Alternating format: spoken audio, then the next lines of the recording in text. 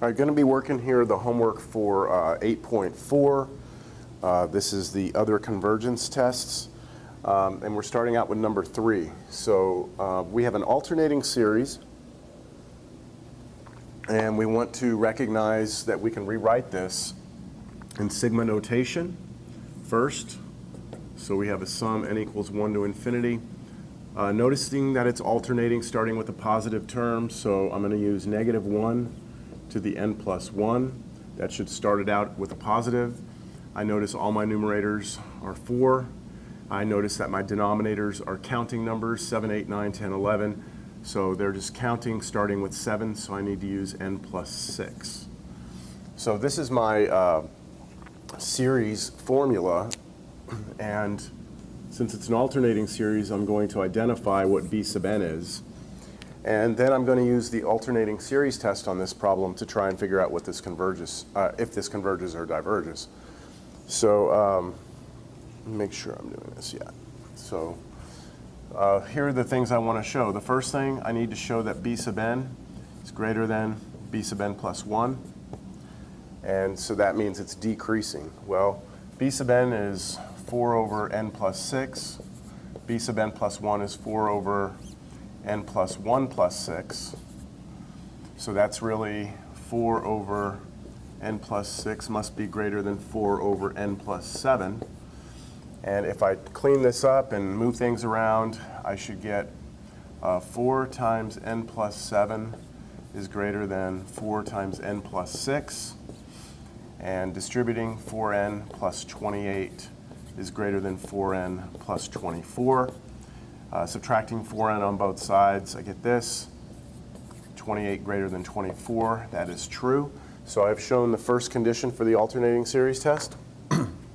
Now, all I need to show is that the limit as n goes to infinity of b sub n goes to 0. So let me show that now. So take the limit as n goes to infinity of the b sub n part, which is this. This needs to go to 0, which in fact it does, because I have a fixed number over something that gets infinite. That goes to 0. So by the alternating series test, that sum, this series converges.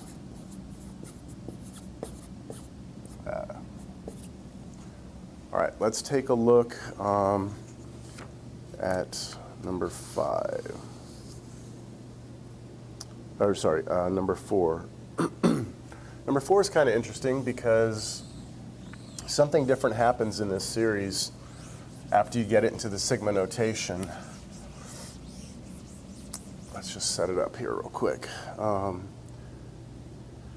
So number 4, it's negative 3 over 4 plus 5 over 5 minus 7 over 6 plus, just make sure I'm doing this, 9 over 7 minus 11 over 8 plus dot, dot, dot, dot. So this again is an alternating series. I can pick up on the pattern pretty easily here. I'm getting a negative first, then positive, so I'm going to use negative 1 to the n. And then my numerators are all odd numbers, starting with 3. So I use 2n plus 1. And then my denominators are just counting numbers starting with 4, so n plus 3. And I could go through the alternating series test and figure out what this is doing. But if I do the nth term test, and I take a look at just this part for now, the limit as n goes to infinity of 2n plus 1 over n plus 3, this you would have to use L'Hopital's rule on. You would get 2 over 1. So you just get 2. That's not equal to 0. And remember, if your n-term test is something other than 0, it's going to diverge.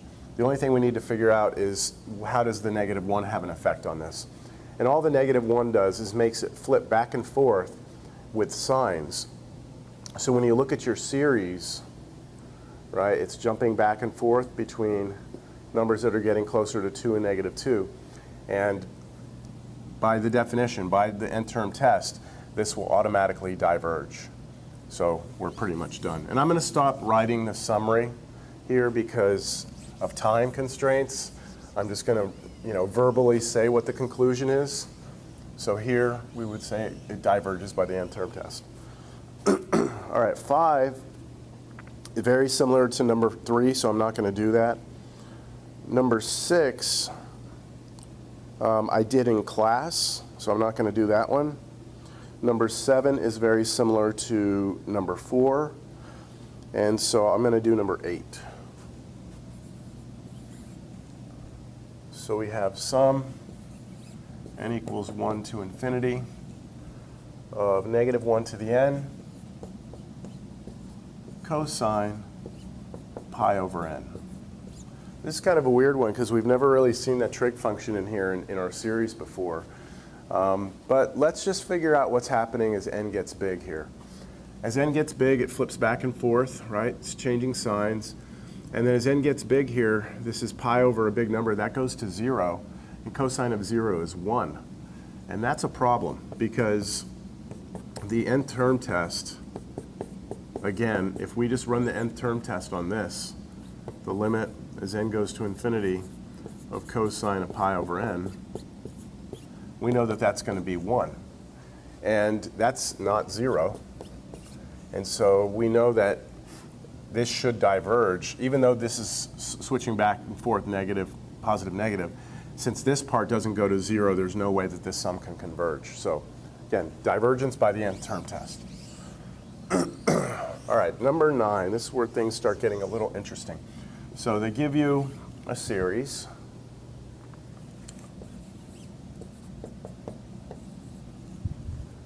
Negative 1 to the n plus 1 over n to the 6th. It says, show that it's convergent. How many terms of the series do we need in order to find it, the sum to the indicated accuracy? So they want an error of less than 0.000, how many zeros are there? 1, 2, 3, 4. 0, 5. They want our accuracy to be within that error. So we know we can never add this up forever. If this converges, we want to figure out how many of these we would need to add up to get within that close of the true sum. So first let's confirm that it converges. So to do that, I think what I'll do, I could do the alternating series test here, but how about we look at this? Let's look at the absolute value of this. All right, the absolute value of that,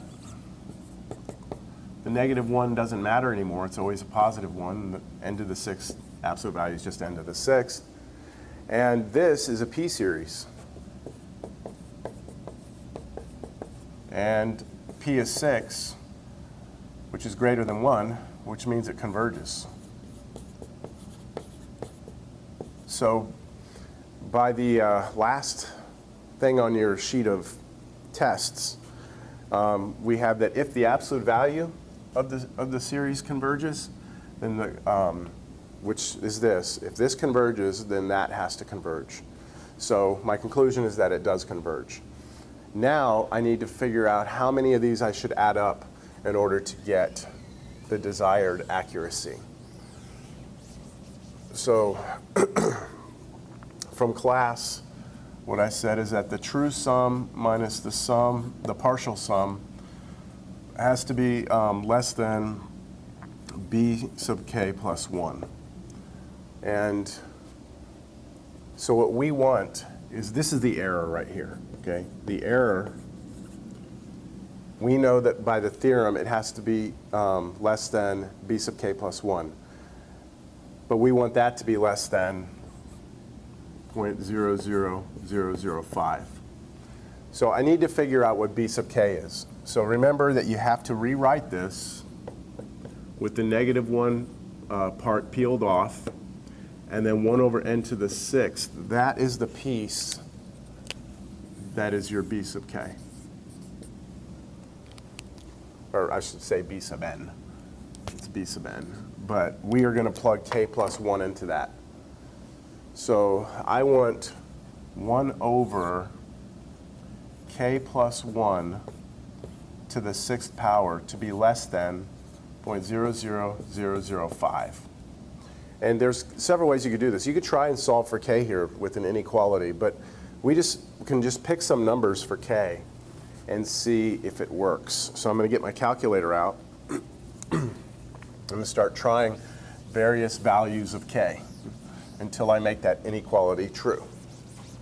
So let me try starting with, let's try k equals 1, see what happens.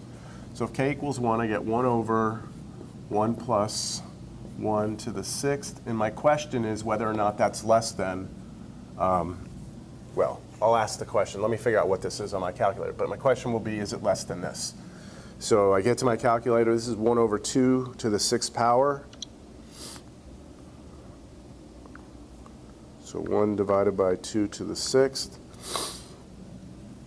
This is 0.015625.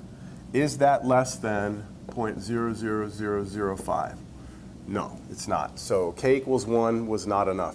That means when I'm taking that sum, starting at n equals 1, if I try and stop at 1, which means I just take the first piece, the first number, and don't add anything else to it, it's not going to be close enough to the true sum. Well, not as close as I want it to be. So I need to go with the bigger k.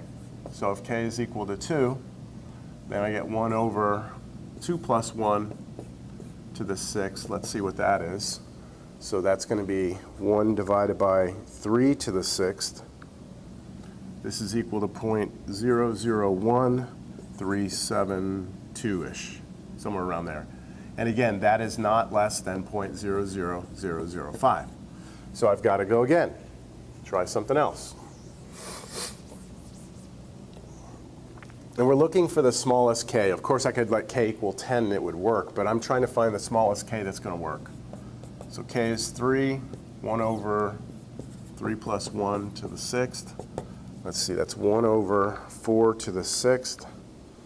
I get 0.000244. So that's still not less than this. So let me try k equals 4. So if I do that, it's going to be 1 over 5 to the 6th. When I do this 1 over 5 to the 6th, I get 0.000064. Let me see. 1, 2, 3, 4, 5. Yes, and that is still not less than this.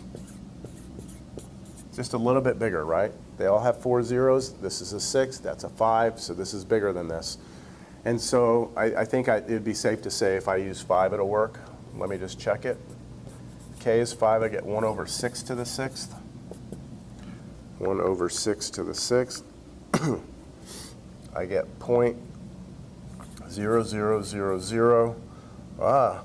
Doesn't work. 214, something like that. And that is less than 0.00005 because this number is smaller than this number. So I would have to do the sum out to k equals 5 in order for this to be close enough to the true sum or within this much of the true sum. So this is what, tenths, hundredths, thousandths, 10,000ths, 100,000ths. So I would be within 5 100,000ths of the true sum if I sum that series out to 5. I hope that makes sense. All right, let's do the next problem.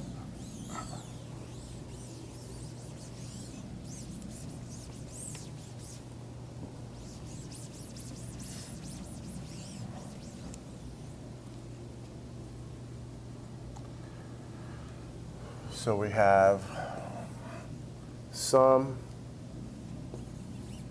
n equals 1 to infinity of -1 to the n times 1 over n times 5 to the n. So on this one, I already split it up from what it looks like in the book. Does it converge or diverge? Well, I can use any test I want here. And since I see an exponent, I'm actually going to use the ratio test. Because anytime I see exponents, I like to try that first. So with the ratio test, I'm going to set up a limit as n goes to infinity of a sub n plus 1 over a sub n. And that this whole thing is a sub n. So this is the limit as n goes to infinity of, now I plug n plus 1 into all the n's. So negative 1 to the n plus 1 times 1 over n plus 1, 5 to the n plus 1, over, now a sub n, which is just negative 1 to the n times 1 over n times 5 to the n. Now, when I take the absolute value of this, the absolute value of negative 1 to any power, that's going to be a 1 no matter what. That's going to be a 1 no matter what. So this turns into limit n goes to infinity of absolute value. So I'm ignoring these now, and I have this over this, right? So these are really pretty much gone. So I have a fraction over a fraction. So what I'm going to do is I'm going to take this and I'm going to flip it. And when I flip it, this is what I get. N on top with 5 to the n, and below it will be n plus 1 times 5 to the n plus 1. Now at this point,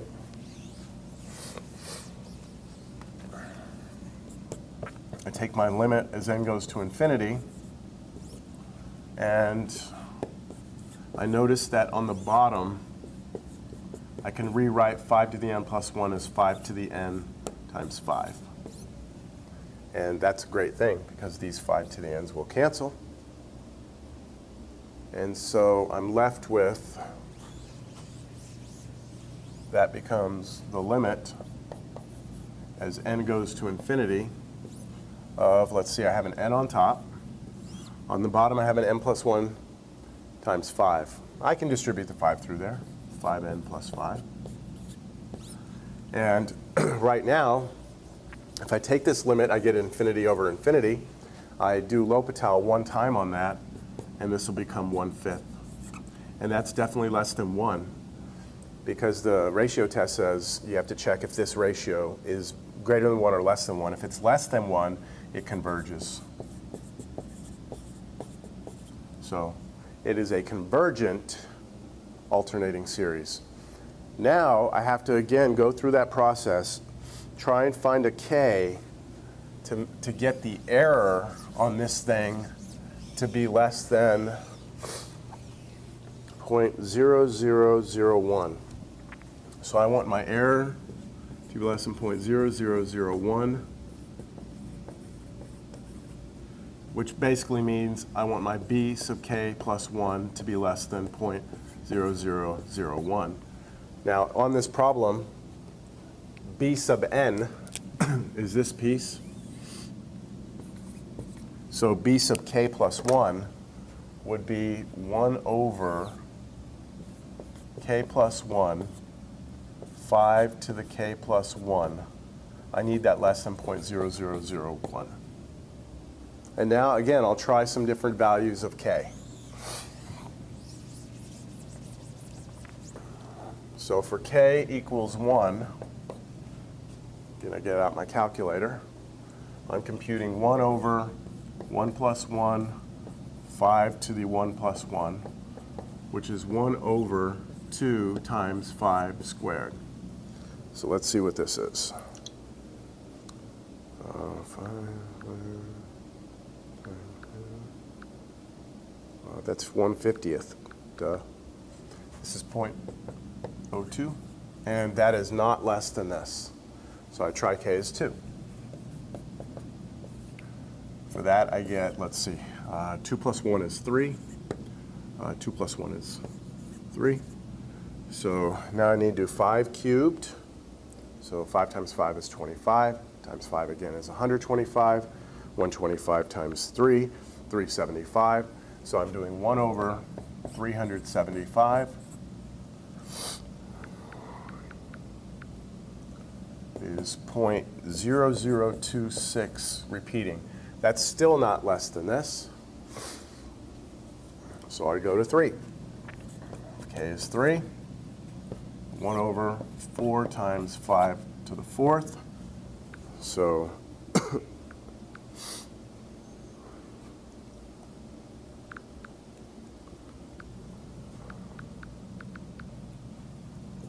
one over 2,500 is equal to 0.0004. I'm getting close. 0.0001. So I need to go probably just one more. K is 4. 1 over 5 times 5 to the 5. And this is actually 1 over 5 to the 6th. And that's going to be 0.000064. So you can see it got pretty small. So I'm definitely less than this now. So K would be 4. If I take the 4th partial sum, then I'll be in business. Now, again, let me reiterate what this is that we're doing, because I think this can be a little confusing for a student. We have this alternating series. It was -1 to the n times 1 over n times 5 to the n. We know it converges, so we know that that adds up to a number. It gets closer and closer and closer to a number as you let n go to infinity. But we can never add this up forever. What we just determined is that if you add this up from n equals 1 to 4, which is a finite sum now, I mean, you could actually add this up. First you plug in 1, get that number, then 2, then 3, then 4. You stop at 4. Whatever this answer is, okay, I'll call it S sub 4. And if this up here, since it converges, if I call that capital S, then what we're saying is the error is less than this. So the true sum minus our approximation is guaranteed to be less than this number. And so if someone wants me to get this close to the true answer, I can do it. If someone wants me to get even closer, maybe adds more zeros in here, I can get closer, but I'm probably going to have to go further out into the sum. So it's a way of estimating a sum, and very, very useful for us. It helps us avoid having to think about adding something up forever. All right, let's look at the next one. 11. Sum n equals 0 to infinity of -1 to the n over 10 to the n times n factorial. I'm definitely using the ratio test here. So let's go with ratio. So limit n goes to infinity. And then what I'm going to do is plug n plus 1 into this first.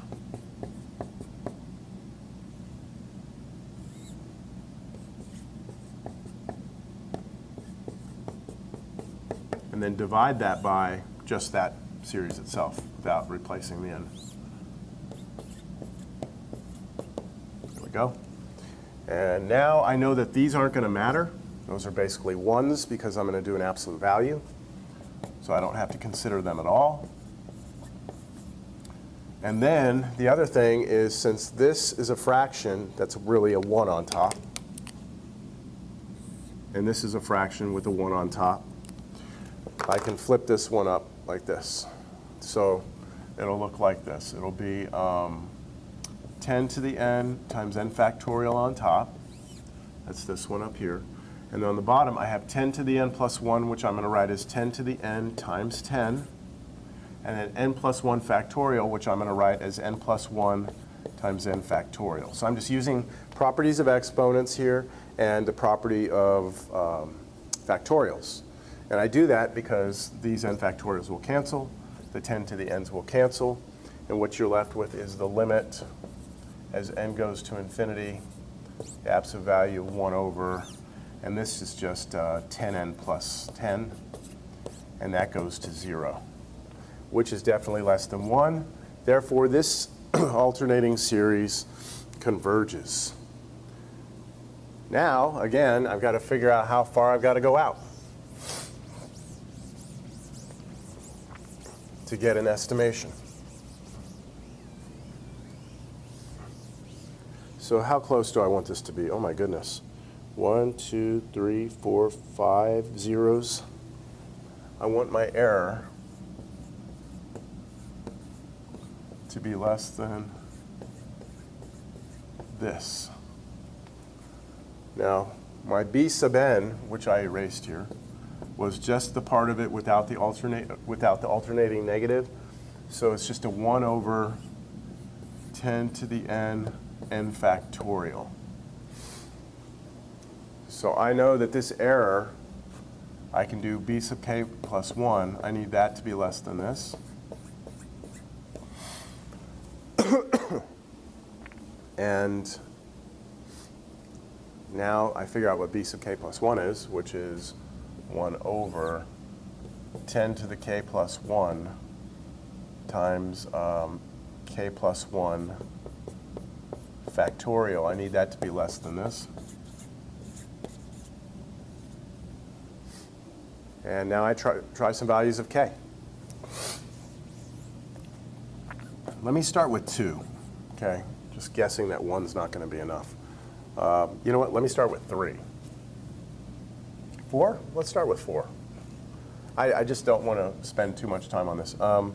So if I do that, I'm going to be computing 1 over, let's see, 10 to the 5th times, let's see, 4 goes in here, 5 factorial, which equals now, I'm going to have to do this on my calculator, 1 over 10, 1 divided by,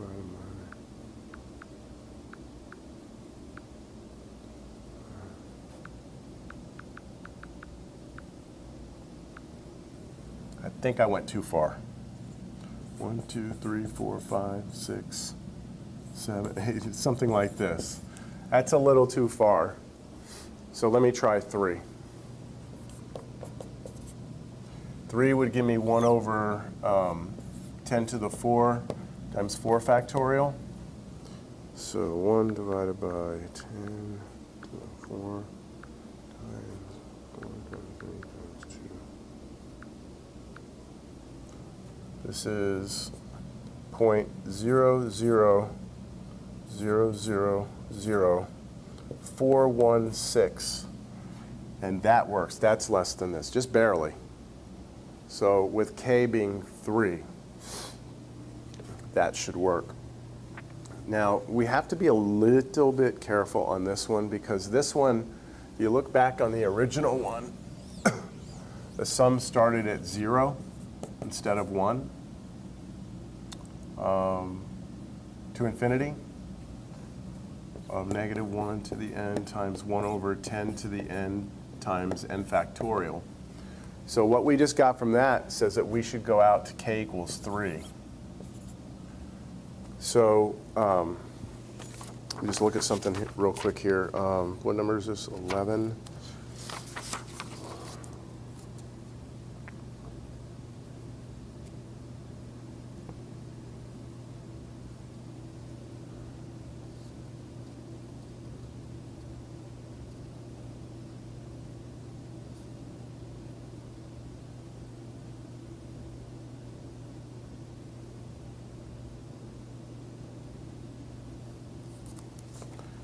So what this was saying was that if n was, let's see, 3, if n was 4, so if this number is a 4, right, then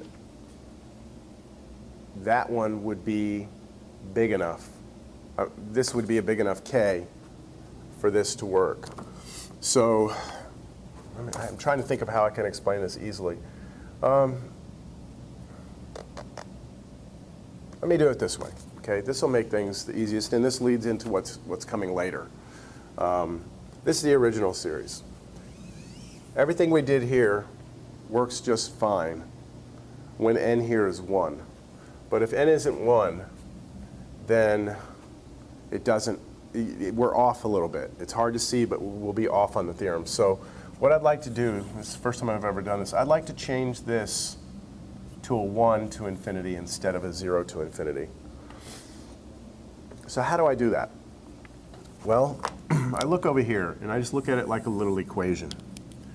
How could I take n equals 0 and rewrite it where it becomes n equals 1? Well, what I'll do is I will replace this n with n minus 1 equals 0. And then if you just move the 1 to the other side, it becomes n equals 1. So the big thing is that to change your index from n equals 0 to 1, what you have to do is you have to replace all your n's with n minus 1's. So watch. I will take this series right here, everything. Everywhere I see an n, I'm going to replace with n minus 1. Everywhere. Sum n minus 1 equals 0 to infinity, negative 1 to the, let's see, there's an n, so n minus 1. And then here, 1 over 10 to the n minus 1 times n minus 1 factorial. Like that. And now, remember, this right here really just means n is 1. What I've done is I've converted this whole thing over to a brand new series. It creates the same exact thing that this does. If I plug in 0 here, I'll get the same thing as what I get when I plug 1 in here. But the reason I need this is because I want this sum right here, this k right here, to be 3. This number right here to be 4, right? I want this number right here to be 4 for this to work, 10 to the 4th and 4 factorial. In order for that to happen, I actually need this number up here to be a 5. So when I plug in 5 here, I get 4, and then I get 4 here. Now, I know this is confusing, but because it started at 0, that throws it off a little bit on the estimation theorem. So my suggestion is if you ever see a series that starts at 0, when you go to try and find the error, convert it over to n equals 1 after you've figured this out, and then figure out what that number was and see how you would get it here. So our answer is k is 5, not 3. We need a 5 here in order to make that a 4. All right. Going to move on. I won't give you anything like that on the test. I just let it start at 1. But just so you know how to address that. Last one for this one, 12. You know what? Maybe I should. No, I don't want to confuse you. I was gonna start this one at 0, just so you could see that again. But n e to the n, e to the negative n. All right. So does this converge or diverge first? I see a power here. I'm thinking ratio again. So ratio, limit, n goes to infinity. Plug n plus 1 into this. N plus 1. E to the, be careful here, negative n minus 1. Let me do it this way. Yeah, no, I think I'm trying to figure out what would be the easiest to see. I'll plug it in like that. I won't distribute the negative. Over a sub n, which is n e to the negative n. And then what about the negative 1s? Well, I know that the absolute value is going to kill it off, so I'm not even worried about it. Let me try and clean this up. Limit n goes to infinity. All right, n plus 1. Now this right here, since it's negative exponent, drop it down. Since this one's negative here, I'm going to pull it up. So it's going to be n down here e to the n plus 1, and then up here e to the n. And this is limit n goes to infinity of, let's see, n plus 1 on top, e to the n, on the bottom n times e to the n times e to the 1, which is just e. These cancel. And now if I take the limit as n goes to infinity, this is infinity over infinity. I could do L'Hopital on just this. I would get a 1, and I still have an e down here. So this is 1 over e, which is less than 1. So this series converges. Let's try and get an error. I want my error to be less than 0.001. Was that it? Yeah. No, just 0.01. There we go. Now b sub n is this. And because I'm starting at 1, I don't have to worry about making any adjustments to the formula. So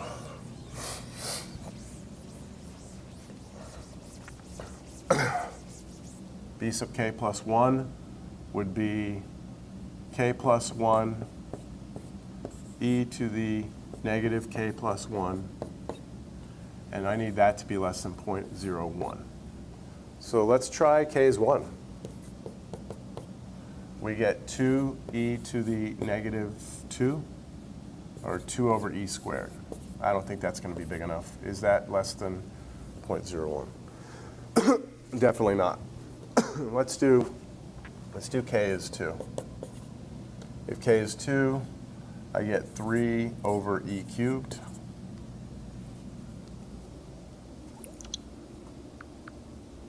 Where's my e?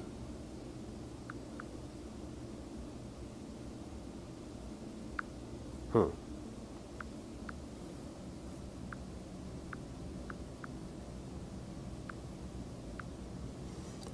right, I'm getting 0.149.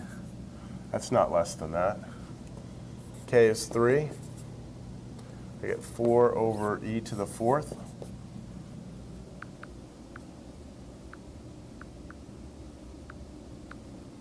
Still not good enough. This is 0.073. So k is 4. I'll just tell you.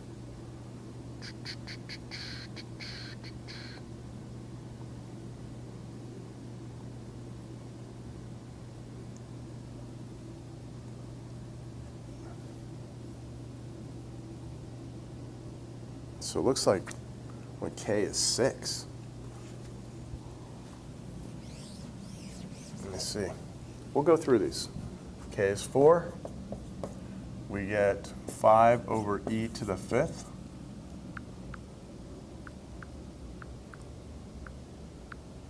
Yeah, 0.033. K is 5. 6 over e to the 6th.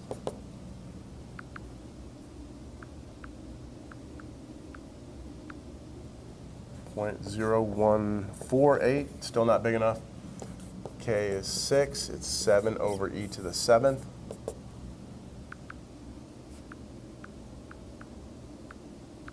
There we go, 0.0063. So it looks like k is 6 will give us the approximation we want within that tolerance. All right, well, that video is gone for about 30 minutes. I'm just take a quick little break. I'll erase this and then come back in just a minute.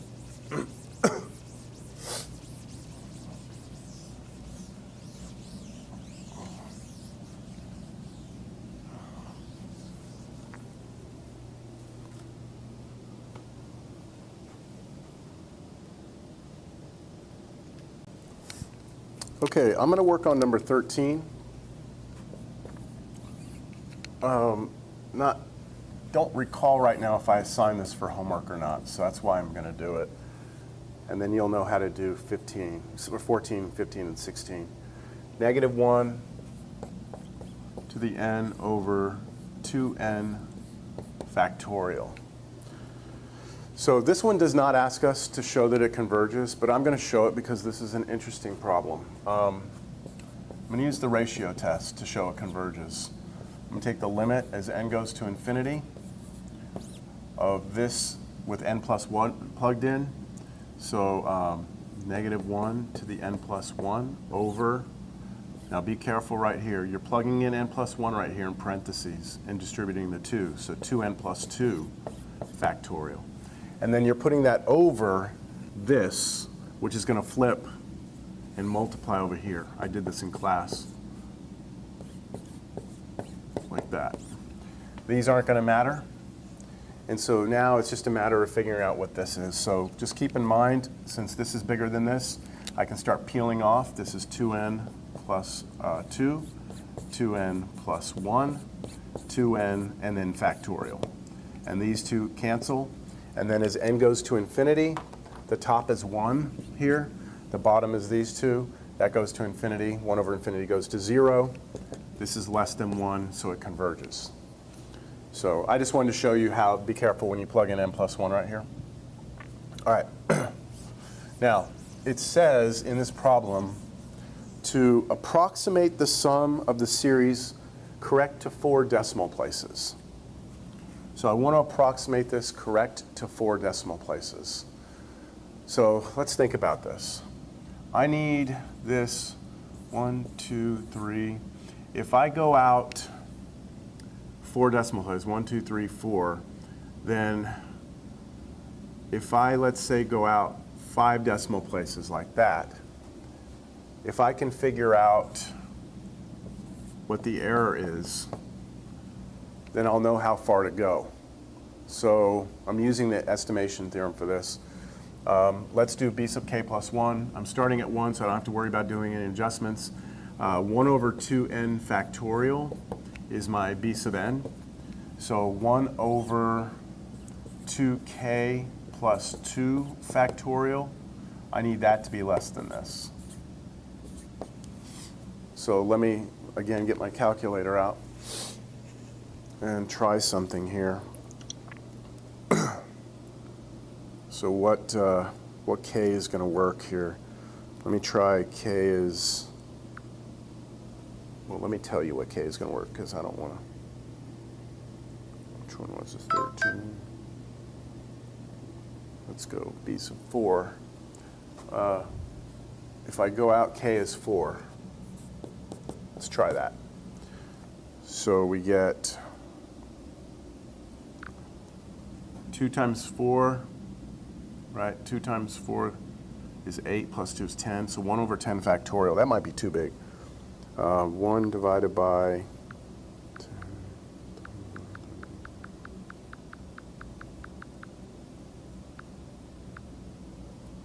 This is too small.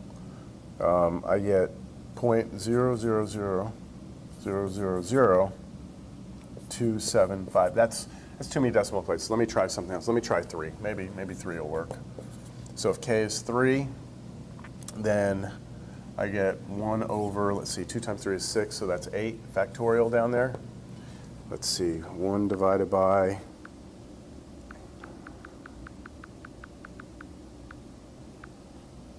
I get 0.123424. So they wanted this correct within 4 decimal places. So you can see here that using k as 3, I'm actually going to get zeros here in the first 4 decimal places, which is what I want. This was actually too much. I didn't need this much. I was just trying to shoot for the stars. If I go out to k equals 3, then I should be within 4 decimal places of the correct answer. So the question is not asking how far to go.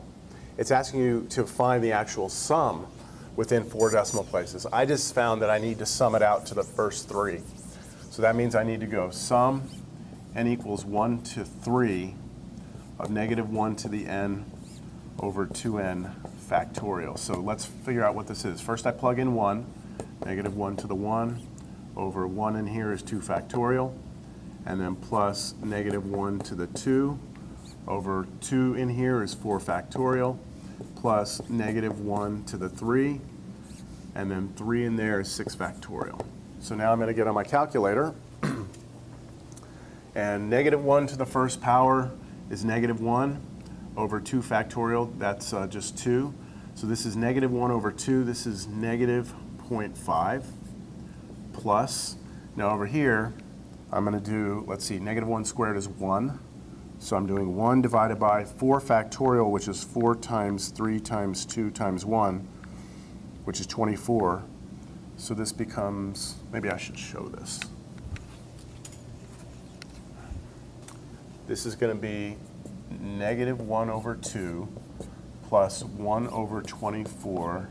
And the negative 1 cubed is minus 1, or I'll say plus negative 1 over 6 factorial, 720. So if I add those up, I should be correct within 4 decimal places to the correct answer. So this is 0.5 negative plus 1 divided by 24 is 0.041666 plus, or minus, because it's going to be subtracted. 1 divided by 720 is 0.001388. So what I'll do is I'll add those up. So 0.5 negative plus 0.041666 minus 0.001388 is negative 0.4597. And I'm just going to go out the first 4 decimal places. I know that that sum right there, this sum, the infinite sum, that I am within 4 correct decimal places of that infinite sum. So I know the first 4 numbers after the decimal are 4, 5, 9, 7. Okay. Now, I could add on to the rest of this, the 2, 2 I had out here. All I know is that the first 4 decimal places are correct. The rest of the stuff, I'm off, but I would just have to go out further here in order to get closer and closer. Number 14, 15, and 16 all work the same way. So let's move on to 19.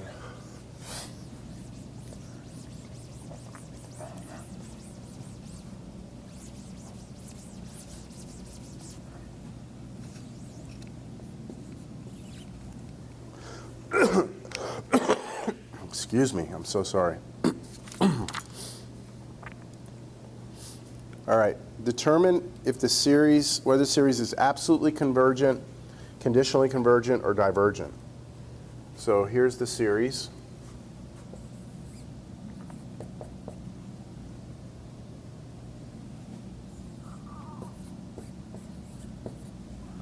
All right, so it's not alternating. All right, so since it's not alternating, it's always positive, then this is equal to this, since there are no negative numbers in here. So if this converges, it's definitely going to converge absolutely, because the absolute value doesn't change the series. And then if it diverges, it diverges.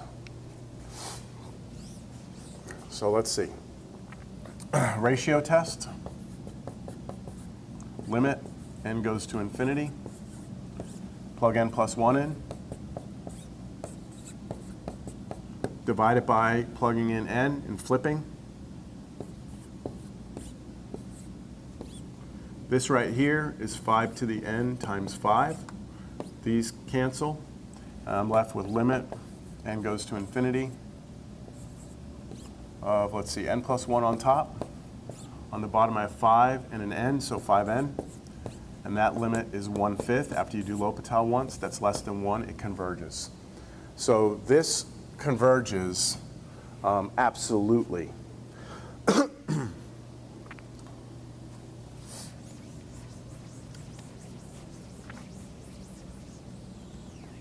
Number 20. Sum n equals 1 to infinity. Negative 2 to the n. Haven't seen that before. Over n squared. That's interesting. Let's try the ratio test.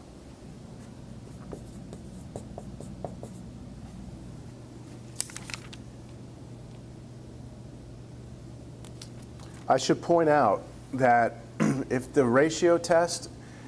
ratio test converges, then it converges absolutely, just by the test.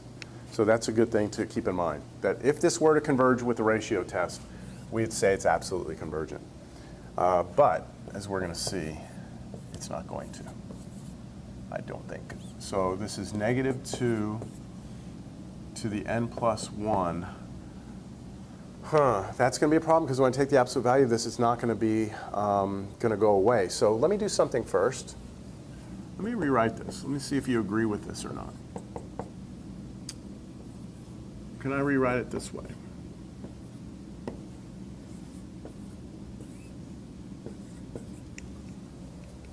So if I put these two together because they have the same exponents, -1 times 2 would give me -2. So I've peeled off that negative part, and that's very important. Let me set up my ratio test now. Plugging in n plus 1, then dividing it and flipping, so I get n squared up here. I get 2 to the n down here. Up my -1's down here to the n. These aren't going to matter anymore. This 2 to the n plus 1 can be written 2 to the n times 2. These 2 to the n's cancel. And so you're left with limit n goes to infinity. Let's see what's on top here. N squared's on top. Over, oh sorry, there was a 2 up there also, 2n squared. On the bottom, you're left with n plus 1 squared. And that's infinity over infinity. I'm actually going to do L'Hopital on that, but before I do L'Hopital, I'm going to distribute out the bottom, expand it. So 2n squared over n squared plus 2n plus 1. That's what we have here when we expand that. And now when we do L'Hopital, first time we do L'Hopital, we get limit n goes to infinity. Top is 4n, bottom is 2n plus 1. Still infinity over infinity. You do L'Hopital one more time, you're going to get 4 over 2. This is 2. That's bigger than 1. And therefore it diverges. So this is divergent.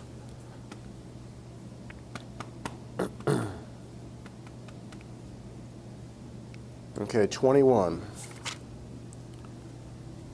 Another one of these interesting problems where you have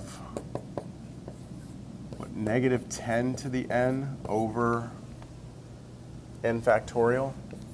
And I'm starting at 0, by the way. So before I get going on this, I'm going to rewrite that -10 to the n as follows. I'm going to rewrite it as -1 to the n times 10 to the n, and then over n factorial.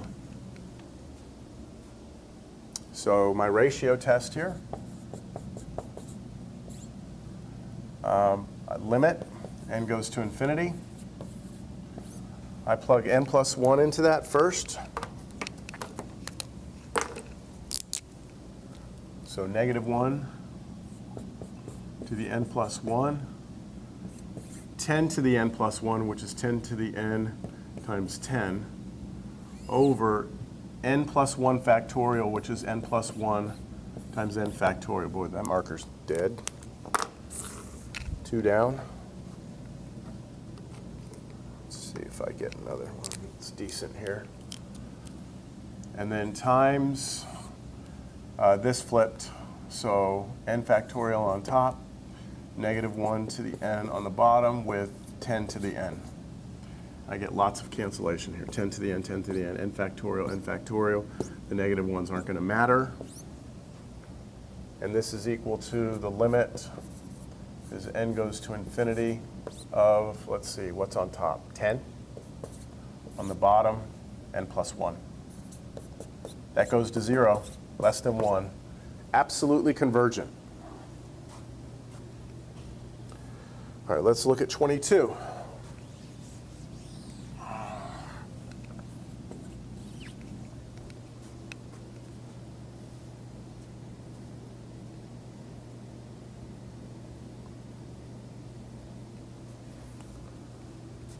Sum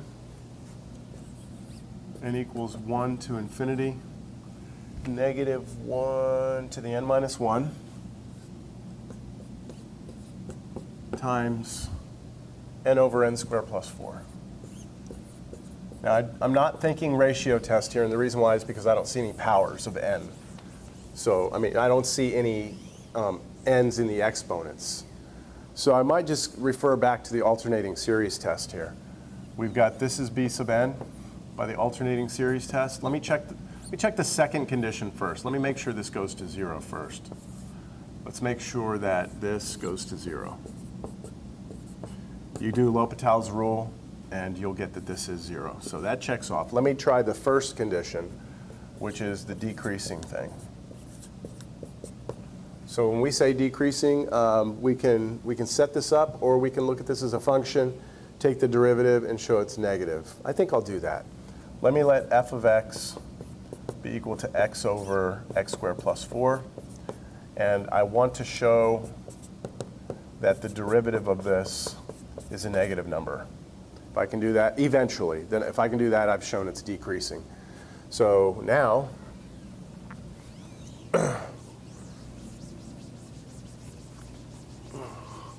here's my derivative.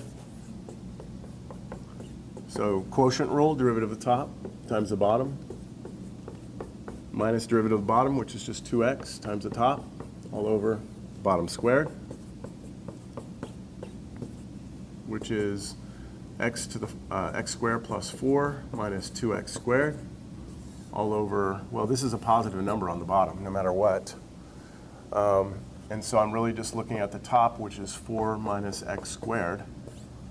And that's a positive number. And I know that this right here will be less than 0 eventually.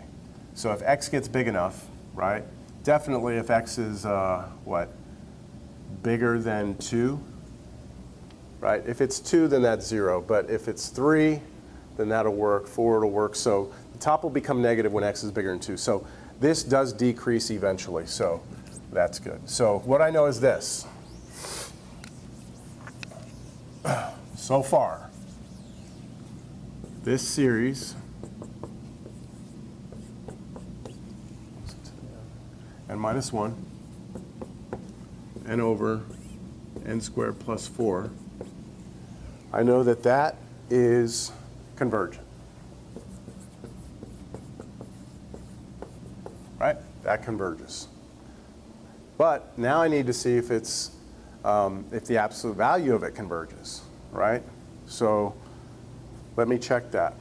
Let me see what the sum n equals 1 to infinity. Take the absolute value of this, and all you have is n over n squared plus 4. I'm trying to check that.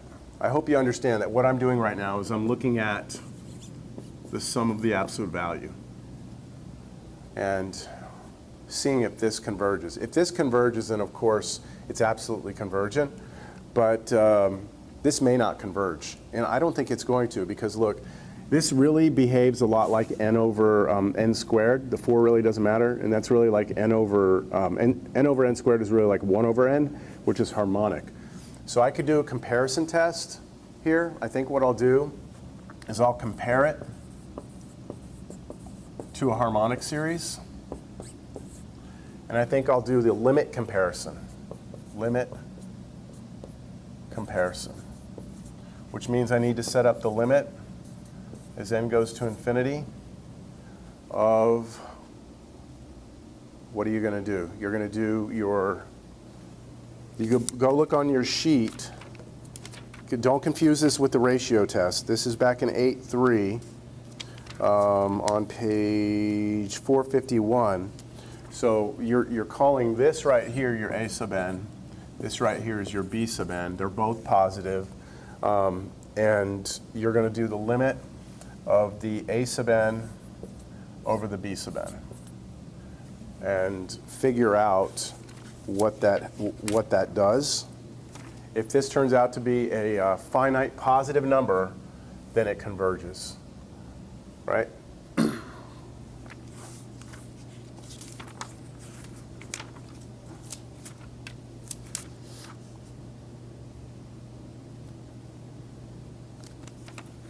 Let's see. Or I should say, if it's a finite positive number, I shouldn't say converges. That was a mistake. If this turns out to be a positive finite number like this, then whatever this does, that does. That's the way I should have said that. So I'm going to take the limit as n goes to infinity of this, a sub n, over this, flip, uh-oh. Oh yeah, that works. Okay, so n squared on top over n squared plus 4, and that limit goes to 1, which is a positive, constant. And therefore, whatever this does, that does. Therefore, sum n over n squared plus 4 diverges. So looking back at things now, I just showed that the sum of the absolute value diverges, but we had shown right before that the sum itself without the absolute value converged. So this converged, this diverged, and therefore this series is said to be conditionally convergent. Conditionally convergent.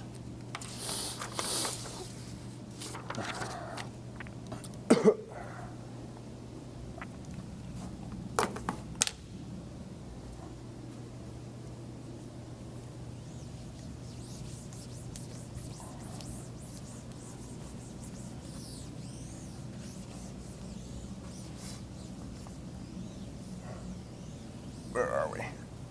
23. 23, I think 23 is close enough to 22 that you could probably do that. Let's look at 24.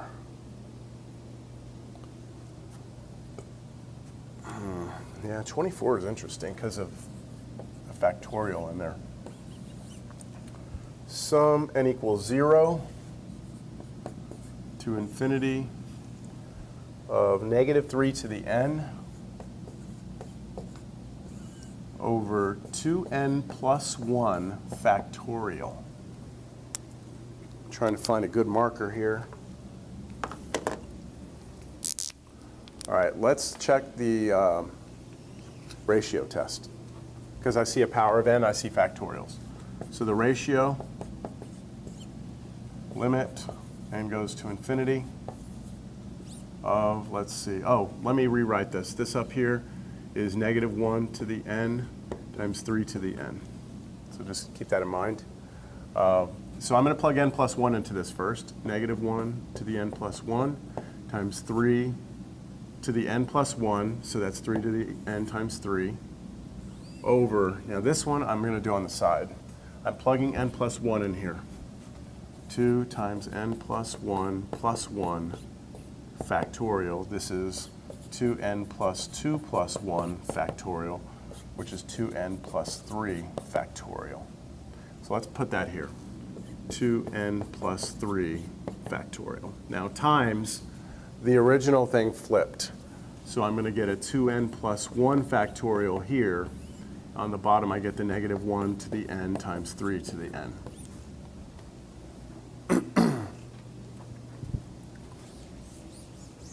All right, some things I don't need to consider are this because absolute value. 3 to the n are gone. I have 2n plus 3 factorial, 2n plus 1 factorial. So I'm going to start peeling off on this one. 2n plus 3, 2n plus 2, 2n plus 1, and then the rest of the way is factorial. That matches up with that one. These cancel. And so all I'm left with is the limit, so n goes to infinity, of, let's see what's on top, just 3, over 2n plus 3 times 2n plus 2. That goes to 0, which is less than 1. This is convergent. And that means it's also absolutely convergent because that's what the ratio test tells us. 25 looks kind of cool.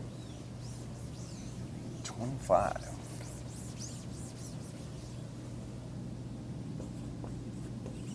Sum, well, they decide to use k instead of n. That's all right. It's a dummy variable. K times 2/3 to the k. First thing I'll notice is it's not an alternating series, so if this converges, it'll converge absolutely. I don't have to check for conditional. And since it does have a power up there, I am going to try ratio again. And take the limit as k goes to infinity, not n, because n's not in there, of the ratio. So let me plug first k plus 1 in here. And 2/3 to the k plus 1. Now, I'm going to divide that by, notice I'm not doing division and flipping because the other, the ratio, this is not a fraction to start, so I'm not going to have a fraction below it to flip. So just plugging in k, I get this. Like that. And then this one was actually 2/3 to the k times 2/3. And then these two cancel, like that. So you have limit, k goes to infinity. On top, let's see what we had. K plus 1 and 2/3. So 2/3 times k plus 1 over the bottom is just k. And then if you look just at this infinity over infinity, that goes to 1. You'll have a 2/3 there. So this goes to 2/3, which is less than 1. So it's convergent. And because we use the ratio test, that means it's absolutely convergent.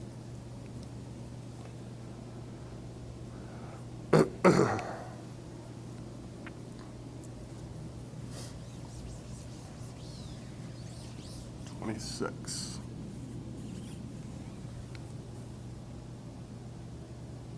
n factorial over 100 to the n.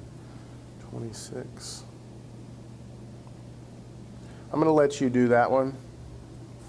26. Use the ratio test. It's going to diverge.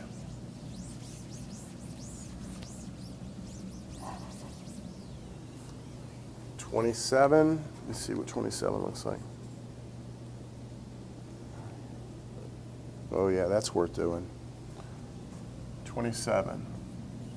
Sum n equals 1 to infinity.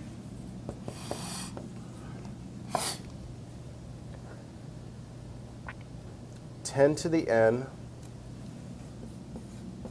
over n plus 1 times 4 to the 2n plus 1. I wish that n plus 1 wasn't there. That n plus 1 wasn't there, I could say it diverges right away, because this would be like a geometric series.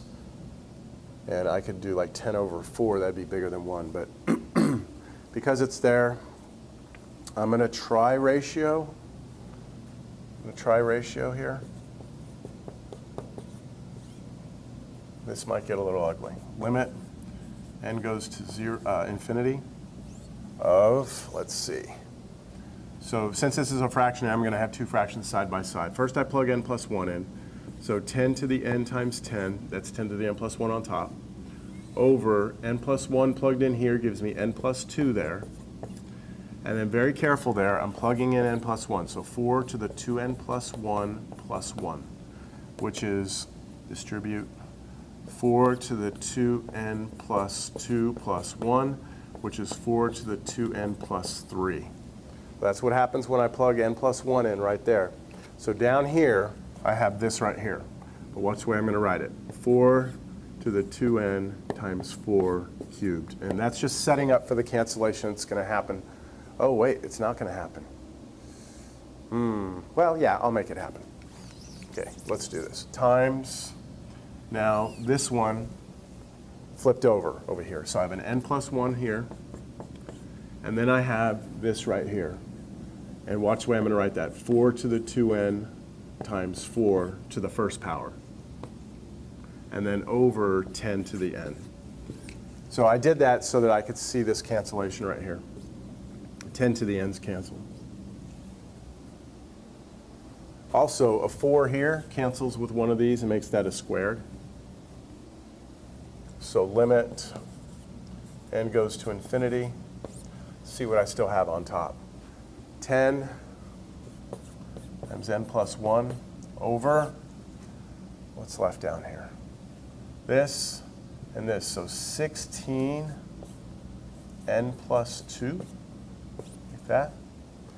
This goes to infinity over infinity, and L'Hopital once on that will give you 1. This gives you 10/16, which is less than 1, so this should converge, and it should converge absolutely. Huh, interesting. That's kind of a cool problem, because if you had just this, that would be a geometric series. 10 over 4 would be our r, which would be bigger than 1, and it would diverge. But adding in that linear expression actually made this thing converge. Kind of cool. You wouldn't think that a linear expression down here would somehow overpower that exponential, but it does. All right, 28. Sum n equals 1 to infinity. N equals 1 to infinity. Yeah, sine of 4n over 4 to the n. Sine of 4n over 4 to the n.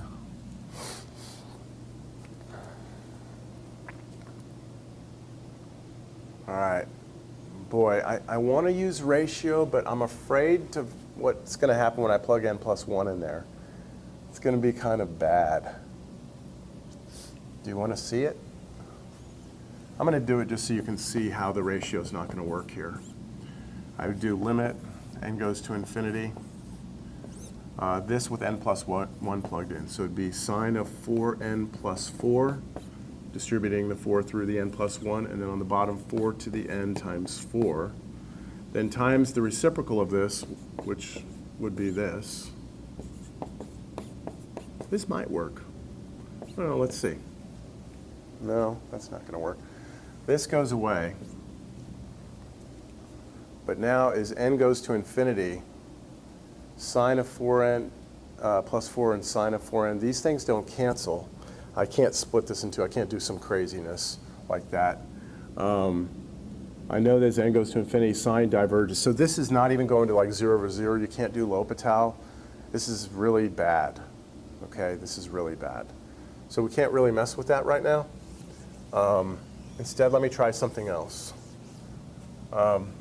Recognize that this looks a lot like this. By the way, this is not an alternating series, but it does change signs because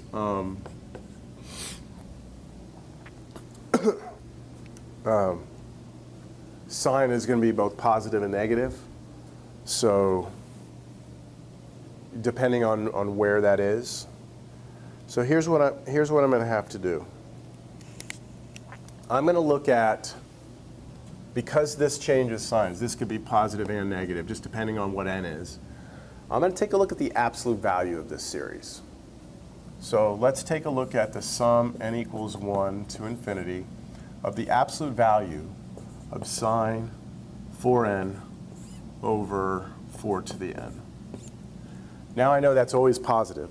So I'm going to try and compare that to something that I noticed here. That looks like a geometric. I want to compare it to 1 over 4 to the n, sum n equals 1 to infinity. And of course, that's the same as sum 1/4 to the n, and that's geometric. R is 1/4, which is less than 1, so this converges. So I'm comparing it to a geometric series. The question is, do I want to do this comparison with the limit comparison? Yeah, I think I'll do it with the limit comparison. So what I'm going to do is I'm going to take the limit as n goes to infinity. So I'm doing a limit compare with this. I'm going to take this one and divide it by this one. And since that's always positive, I should say since that's always positive, they're both positive, but since that's positive, and I'm taking the absolute value, I'm just going to put the absolute value around everything. That's this one. And I'm dividing it by b sub n, which is this one. And when I take that limit, as n goes to infinity, and I flip this one up, the 4 to the n's cancel.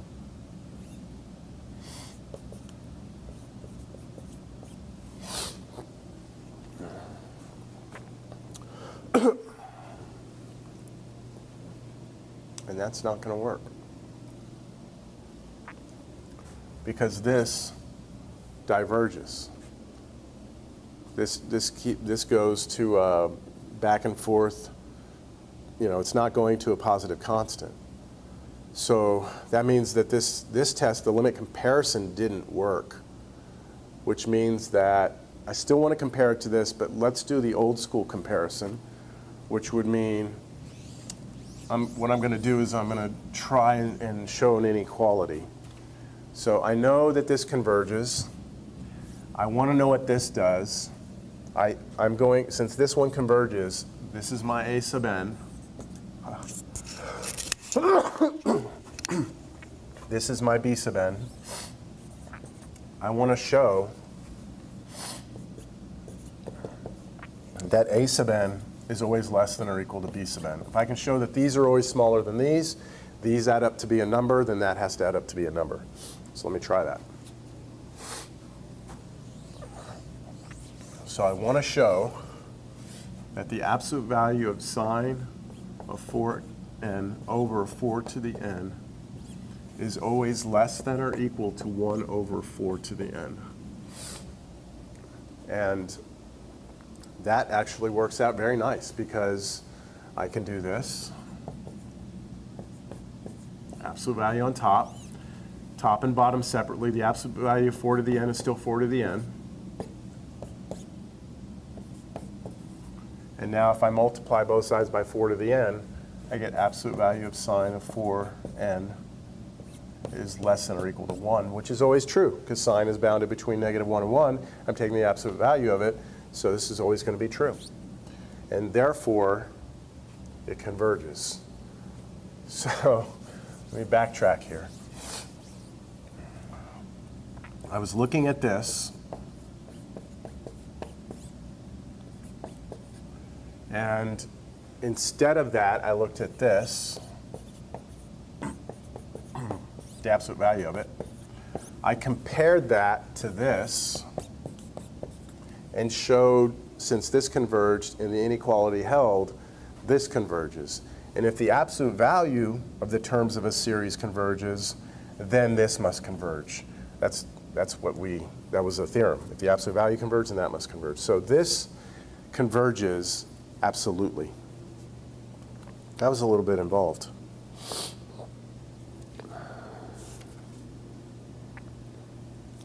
$29. I'm going to let you do 29.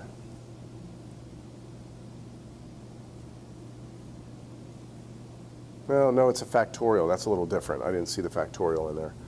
Let me try that.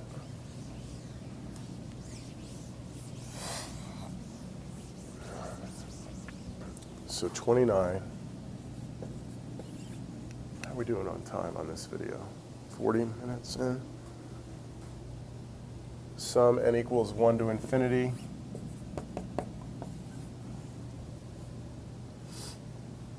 There's a cosine of n pi over 3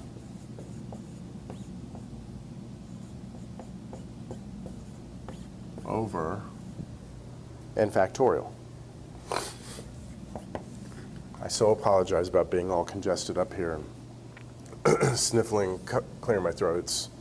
It's pretty annoying, I know.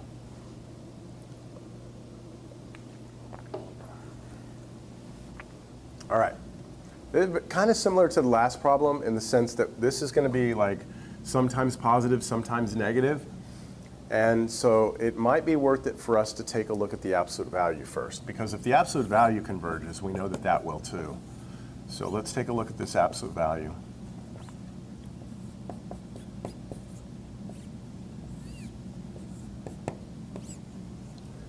Now, the factorial means that I could use the ratio test, but that didn't work in the last one. Let me try and compare this.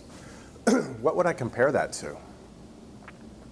We would compare it to something like this.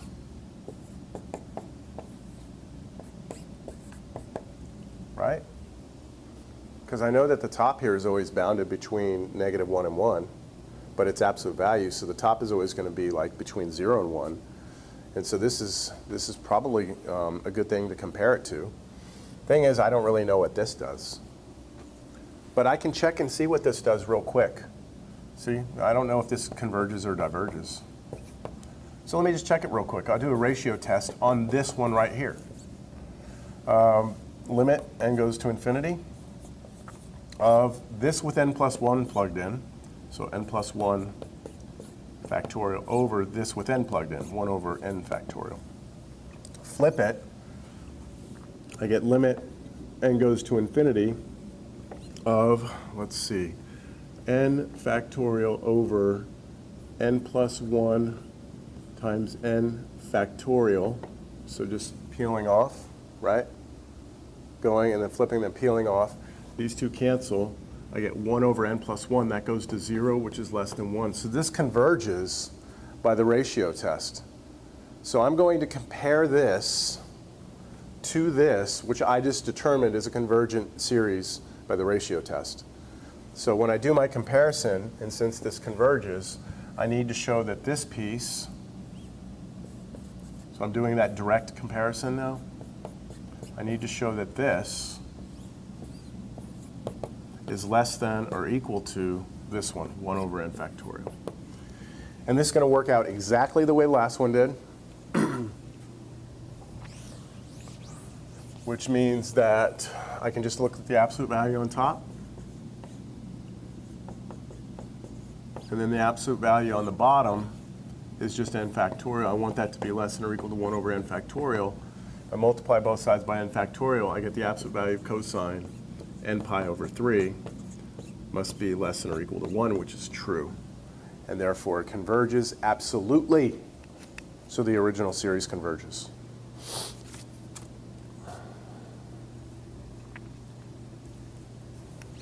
All right.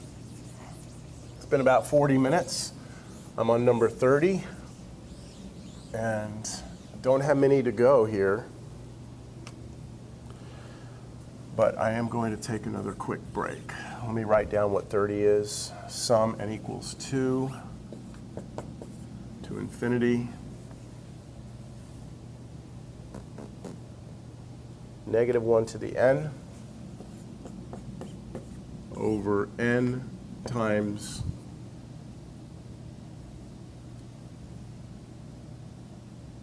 natural log n. All right, I'll come back and do that one in just a second.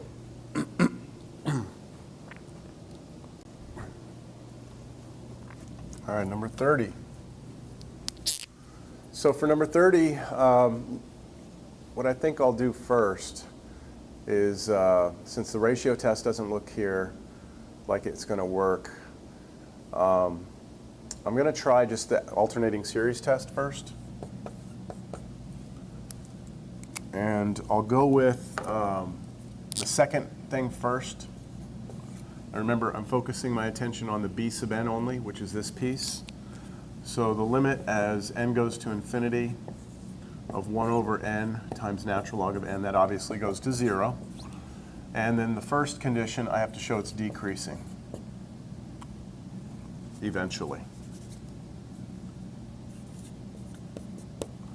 I think I might do that with a derivative. What do I want to do? Let me try it with the inequality. Let me just try 1 over n plus 1, or sorry, 1 over n times natural log n. Is that greater than 1 over n plus 1 times natural log of n plus 1? That's going to be true. Let's see. We have n plus 1 natural log of n plus 1 greater than n times natural log n. Well, this is definitely bigger than this, and natural log of n plus 1 is definitely bigger than natural log of n, and we know that because the natural log function is increasing like this. So if I pick any n, it doesn't matter where it is, the next point, n plus 1, that I pick must be above it. So this left side is definitely bigger than the right side. I think that's good enough to show that it's bigger. So we'll leave it at that. This is convergent then by the alternating series test. The question is whether or not it's conditionally convergent. So let's take the absolute value of this. The absolute value is just this. And I need to show whether or not that is convergent or divergent. So for this one, I would use probably what you want to do. We could do an integral test. We might be able to do a comparison test. Let's try a comparison. Let's compare that to harmonic and hope for the best here. I'm going to compare it to this. This is a divergent, and I'm going to use the limit comparison. Try to avoid using integral test. Integral test I could use because take natural log of n, derivative, that's 1 over n, so I could do an integral on that. But I'll try the limit comparison. Limit n goes to infinity of that piece, 1 over n, natural log n, over this piece, 1 over n. And then this is going to be, that's not going to work. Limit n goes to infinity of 1 over natural log n. So that flips and cancels the n's. That goes to 0. That's not a positive constant. This needs to be a positive number for this to work. So I got unlucky there. How about a comparison test with a direct comparison? So using this divergent one, try and show that a sub n is bigger than or equal to b sub n. So try and show that 1 over n times natural log n is bigger than or equal to 1 over n. And that's not going to work either. So can't use that. So I think the integral test is the only thing I can do. So I have f of x is 1 over x natural log x. Okay, first of all, f is continuous, except at 0 and at 1, but I'm starting at 2, right? So if I plug in 0, it's undefined. If I plug in 1, natural log of 1 is 0. So that's why it's important I start at 2. So it is continuous on from 2 on. It is positive. That's true because this is a positive number. Natural log of anything bigger than 2, or 2 or bigger, is definitely positive. And then now I need to show it's decreasing. Continuous, decreasing. So let me show that f is decreasing. And we already showed that the sequence was decreasing earlier. So this is going to decrease too.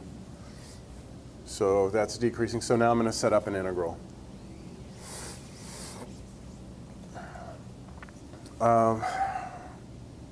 So integrate from 2 to infinity 1 over x natural log x dx. I'm going to let u be natural log x. du is 1 over x dx.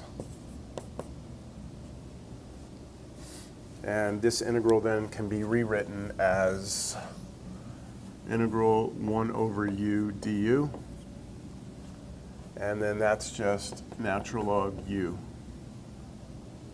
And so I'm going to go ahead and say that this is equal to natural log of u, but u was natural log of x, evaluated 2 to infinity. And when I plug infinity in, take a limit or whatever, this becomes infinite, natural log infinity, infinity. This thing diverges. So since the integral diverges, the series diverges. So here's what we have. The alternating series converged by the alternating series test. But the absolute value of the series, right, the absolute value here, that diverged by the integral test. So this is a conditionally convergent series.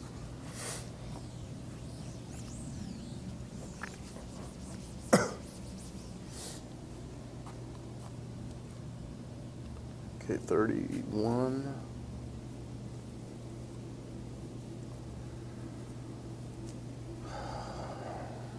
Where's 31? Sum n equals 1 to infinity.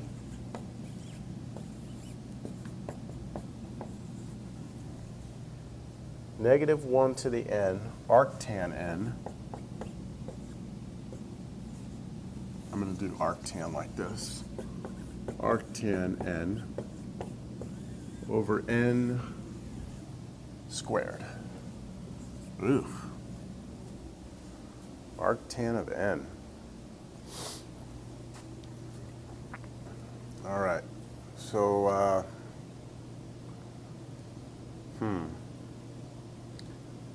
I think I'm going to try and get lucky here. I'm going to try and look at the absolute value of this first. And of course, if this converges, then that one will. The thing is, it alternates, and this stuff, as you plug in different values of n, it spits back angles, and those angles could be negative. So we do have some issues there. Yeah, so, all right. Let me see what I want to do with this. No ratio test. How about a comparison test? Maybe I can compare this to 1 over n squared.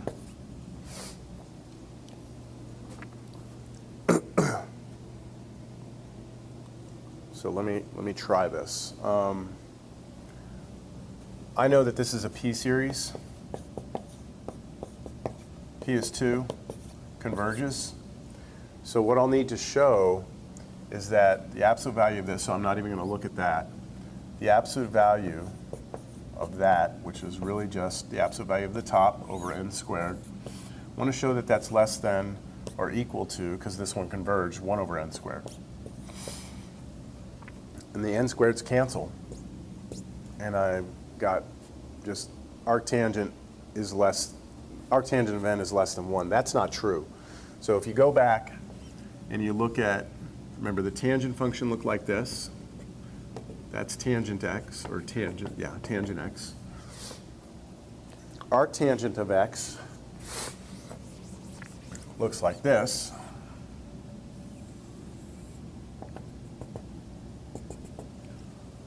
So if I plug in values here, positive n's, right, then the biggest this is ever going to get to is pi over 2, because that's this one right here. A vertical asymptote here becomes the horizontal asymptote here. So no matter what, the biggest this could ever get is going to be pi over 2. So, and I need it to be less than 1. So I'm just going to make a small change. I'm going to change my comparison series to instead of 1 over n squared, I'm just going to do pi over n squared. This is still a p-series. It still converges because the constant doesn't matter. And then that changes this right here to pi.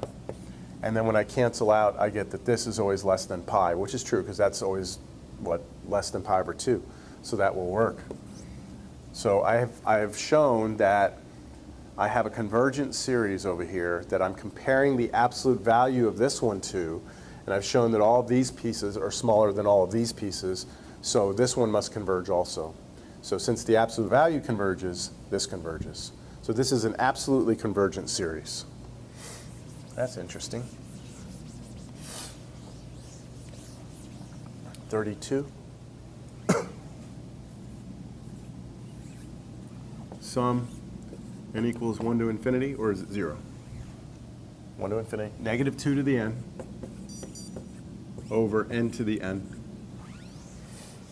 And I'm going to rewrite that, because of that negative 2, rewrite that, sum n equals 1 to infinity of negative 1 to the n times 2 to the n over n to the n.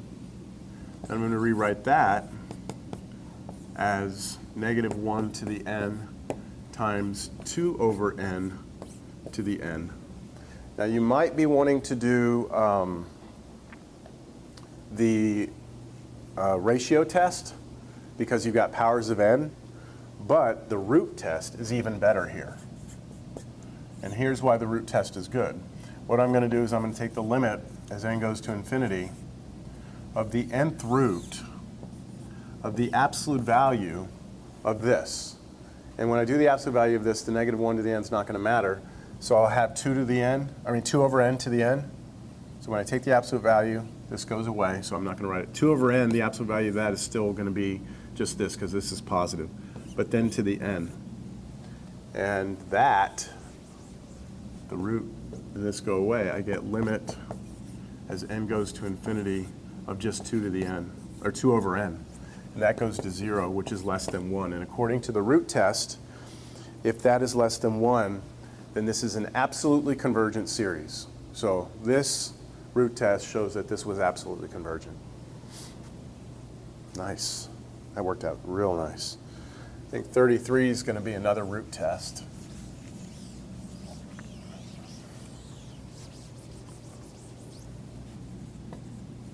Limit n goes to infinity. Oh, what am I doing? Sum n is 1 to infinity of n squared plus 1 over 2n squared plus 1 to the n. So again, the whole thing's raised to the n power. So I'm going to use the root test. Take the limit as n goes to infinity of the nth root of the absolute value of that, but that's just, it's all positive in there, so you don't have to worry about the absolute value. The n and nth root go away, which is just limit n goes to infinity of n squared plus 1 over 2n squared plus 1.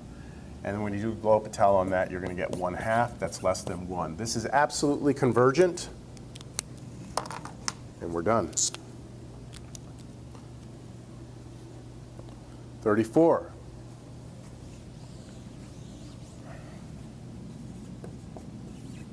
Sum n equals 2 to infinity, negative 2n over n plus 1 to the 5n.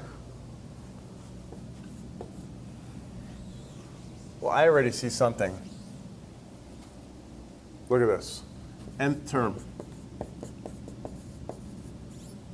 What's the limit as n goes to infinity of negative 2n over n plus 1 to the 5n? So look at this right here. This right here is infinity over infinity. If you did L'Hopital in there, this is approaching negative 2 and then to the 5n. And so this is going to get huge. It's actually going to switch back and forth with negative and positive numbers, but this thing does not go to 0. So this whole thing diverges.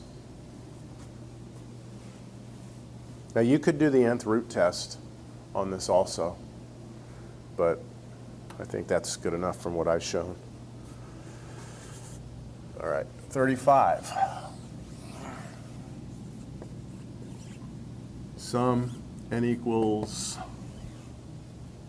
1 to infinity,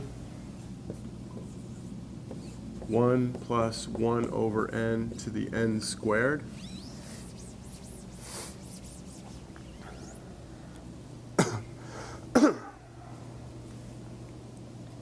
This is interesting. Really interesting. So this is also sum n equals 1 to infinity of 1 plus 1 over n to the n, but then again to the n. That's what this would mean, because n to the n, you multiply, you get n squared. So I'm going to do the root test on this. Limit n goes to infinity of the nth root of the absolute value of this, but it's all positive, so 1 plus 1 over n to the n, but all of that to the n. And then this n and this n root n cancel, which leaves you with limit n goes to infinity, 1 plus 1 over n to the n still. You still have that one. And this one goes to 1, right? This is 0 plus 1. This is approaching 1 to the infinity. That's an indeterminate form. And this is where you'd come in, you do y on this side, you do natural log here, and you do all this mess. And what you turn out, you figure out that that y is equal to e. And then that's greater than 1. And therefore, by the root test, this is going to diverge. So go back, I mean, we've done this before, this limit.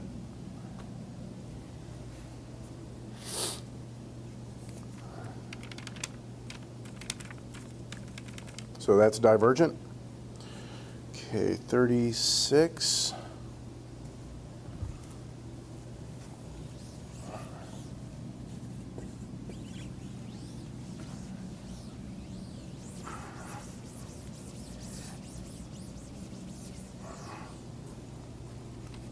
Sum n equals 1 to infinity, 2 to the n squared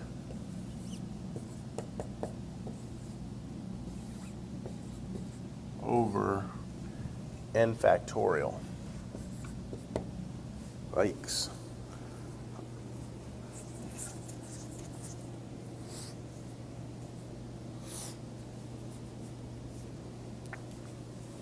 Wow, okay.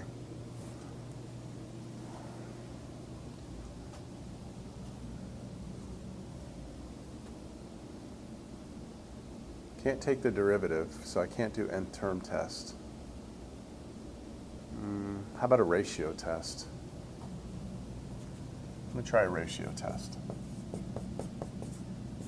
Limit n goes to infinity, absolute value. Let me plug n plus 1 in there. So 2 to the n plus 1 squared, ooh, that's nasty, over n plus 1 factorial over this, but it flips. So n factorial and then 2 to the n squared. This is n plus 1 times n factorial.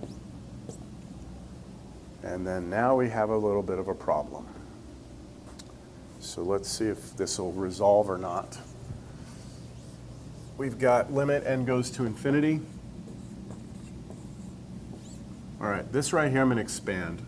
So I get 2 to the n squared plus 2n plus 1 over, let's see, what was still down here, n plus 1 times over here, the only thing I had was 2 to the n squared 1 up here, like that. Then I'm going to rewrite this as limit n goes to infinity of, all right, this up here is 2 to the n squared times 2 to the 2n times 2. That's what that is. That's kind of cool.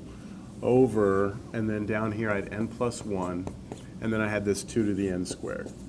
And these two cancel, which leaves me with that.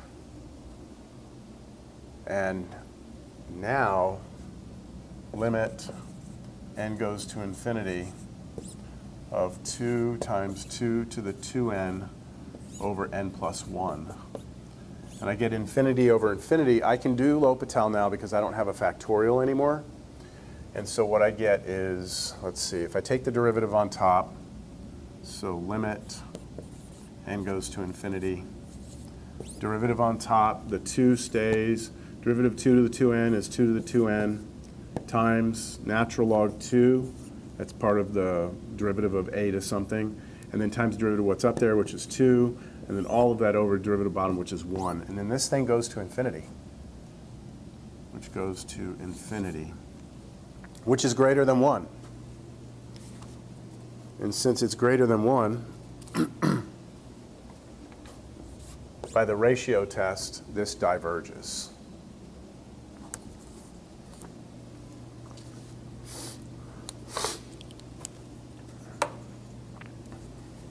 All right. What's my time on this one? 20 minutes? All right.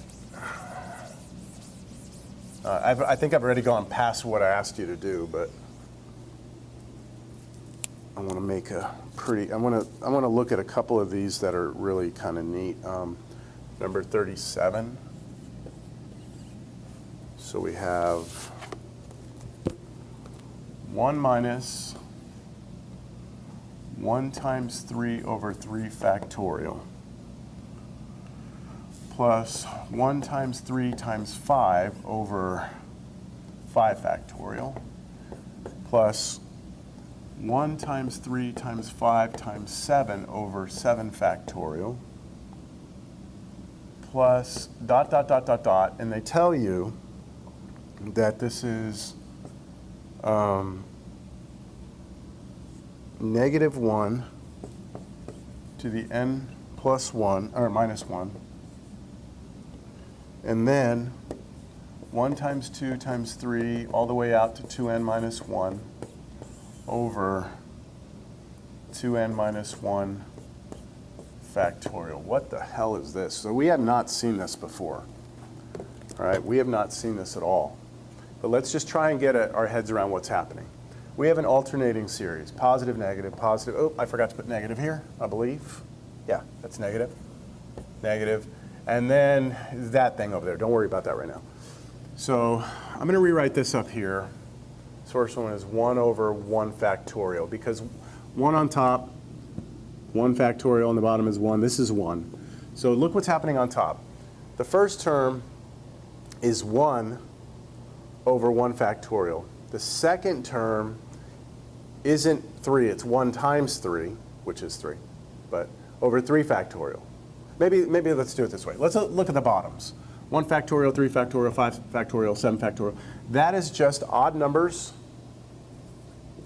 starting with 1, but factorial. So that's what the bottoms are, and that's where this is coming from. It's an alternating series, which starts with positive. They use n minus 1 instead of n plus 1. And then the top is something we have not seen. This is not 3, 5, 7, 9. These are not factorials because they're missing the 2, right? The 4, the 2, the 4, the 6. So it's almost like a factorial.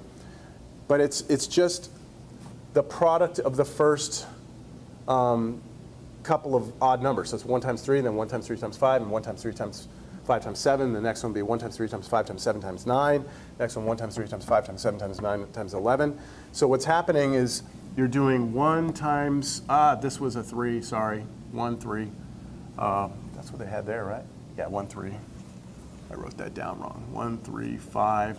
So it's 1 times 3 times 5. And when do you stop? You stop when you get out to, let's see. Like here I stopped at 3, right? But 3 was the factorial. Here I stopped at 5, but 5 was the factorial. That number down here is where I'm going to stop. So I put 2n minus 1. And what I want to do here is add these up.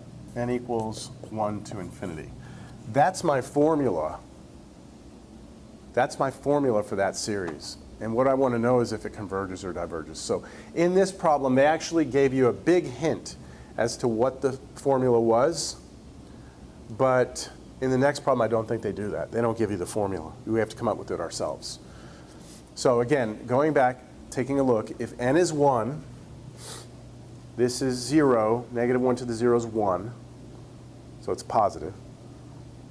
If n is 1, 2 times 1 is 2, minus 1 is 1. So what I'm going to do is I'm going to multiply the odds, but I'm going to stop at 1. So that's just 1 on top. And then on the bottom, if I plug in n equals 1, I get 1 on the bottom, 1 factorial. So this was a 1, a 1, and a 1. So that works. If n is 2, 2 minus 1 is 1. Negative 1 to the 1 is negative 1. So here's my negative sign. I'm going to stop. I'm going to do 1 times 3 times 5, but I'm actually going to stop when I get to, let's see, I'm plugging in 2.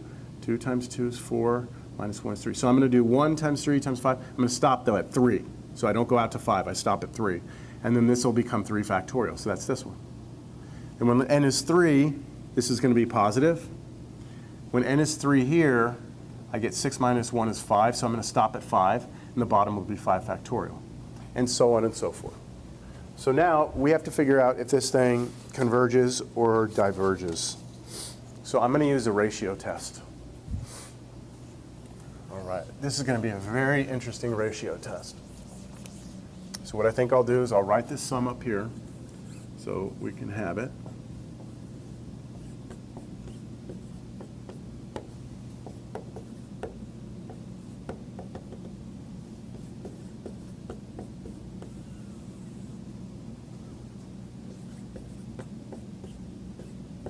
There we go.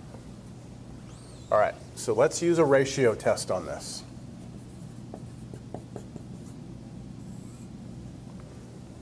So let's take a limit as n goes to infinity of the absolute value. Let's plug n plus 1 into this first. Now, the negative 1 isn't going to matter. Negative 1, when I plug n plus 1 in there, I get n. Now, times, let's see, the top of this, 1 times 3 times 5, and I'm going to go out to what? I plug in n plus 1 right there.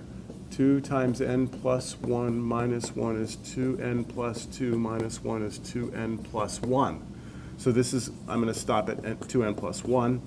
Then on the bottom, same thing, plug n plus 1 in there, I get 2n plus 1 factorial. Then this over that, which I'm going to flip over here. So that means the bottom is the negative 1 to the n minus 1 times 1 times 3 times 5 times, and I'm going to stop at 2n minus 1. And then the top is 2n minus 1 factorial. These don't matter. And then we have something interesting. All right, this is cool. Let's see what happens here. Let's do the factorials first, because the factorial we've dealt with in the past. Just peeling off, just keep peeling one off of each of those, and that breaks down to be this, this, and this cancel. Now what we need to figure out is what in the world is going on with this thing, all right? So let me write down where we are right now, so we have it all nice and clean. I'm sitting here right now. I'm at a limit as n goes to infinity, absolute value.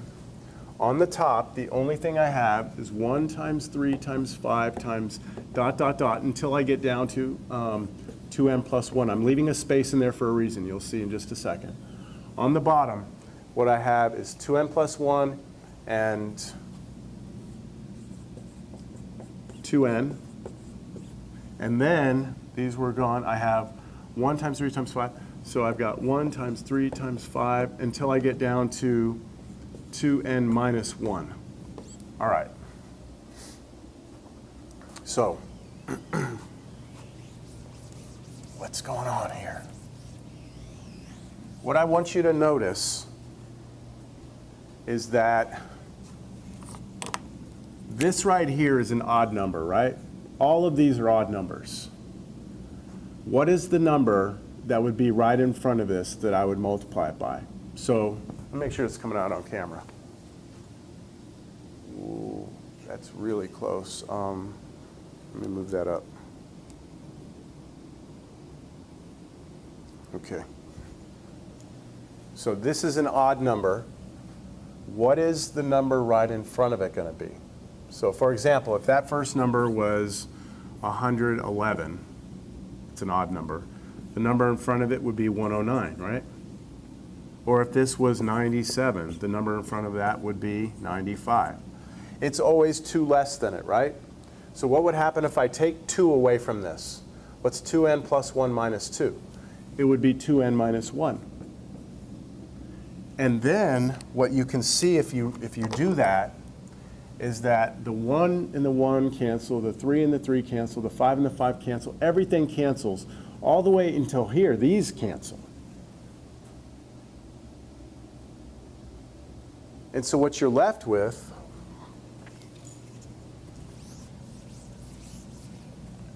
is limit n goes to infinity. On top, everything canceled except 2n plus 1. And on the bottom, you have a 2n plus 1 and then a 2n, and everything else is gone. And just so happens that this cancels also. That may not happen every time. And all you're left with is the limit as n goes to infinity of 1 over 2n. And that goes to 0, which is less than 1. So it converges absolutely. That's a cool problem. That's a cool problem. All right, let's look at another one, the next one.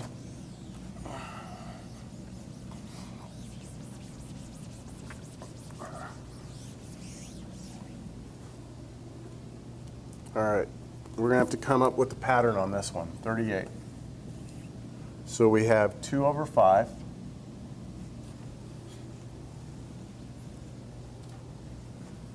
2 over 5 plus 2 times 6 over 5 times 8 plus 2 times 6 times 10 over 5 times 8 times 11 plus 2 times 6 times 10 times 14 over 5 times 8 times 11 times 14 plus dot, dot, dot, dot, dot. Wow, okay, so what's going on up top? I'm taking the number 2, right, over the number 5. On the next one, it's 2 and 5 again, but now I multiply by 6 and 8. So do you agree here that if I add 4 to 2, I get 6? On the next one, if I add 4 to 6, I get 10. If I add 4 to 10, I get 14. So what happens is up top, each time I'm getting 4 more than the previous one. And on the bottom, it's 3 more, right? 5 plus 3 is 8. 8 plus 3 is 11. 11 plus 3 is 14. So there's got to be a way I can come up with a formula for this. I'm doing a sum. N is equal 1 to infinity. And on the top, what I'm doing is I'm doing 2 times 6 times 10. And I'm doing this until I get out to a certain thing. So how about, I know that I go up by 4 each time, so how about 4n? Now, if I try and plug in 1, I need my first number to be 2. So if I plug in 1 here, I'm going to get a 4. So I need to take 2 away from this. Let's see if that works. If I plug 1 in, I get 4n minus 2. So 4 times 1 is 2, minus 2 gives me 2. So I'm going to multiply 2, 6, 10, but I'm going to stop at 2. So it'll just be 2. Then when n is 2, I get what? 8 minus 2, which is 6. So I'm going to go 2 times 6 and stopping at 6. So that'll give me this. And then when n is 3, I'm going to go, what? 12 minus 2 is 10. So I'm going to go 2 times 6 times 10, right? But I'm going to stop at 10. When n is 4, I get 16 minus 2 is 14. So I'm going to go 2 times 6 times 10 times and stop at 14. So that'll be this one. Same exact pattern on the bottom.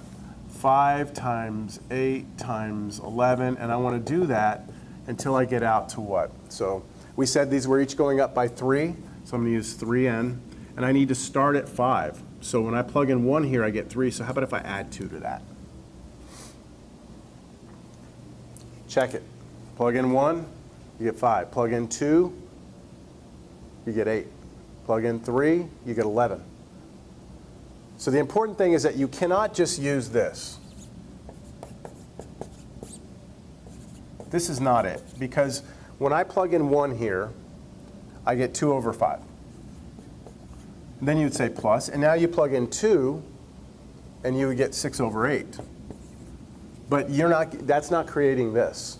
It's this dot dot thing in front that shows you that there is a pattern of multiplication that must take place every single time you change your n. Really interesting. I hope you think it's interesting. I think it's cool. All right, so let's try the ratio test again.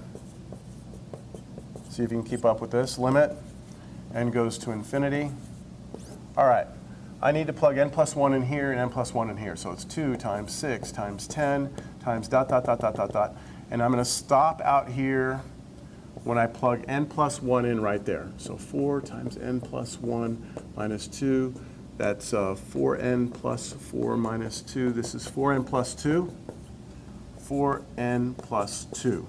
Now remember that the one right before it will be 4 less than it. So the one right before it is 4n minus 2. Just keep that in mind.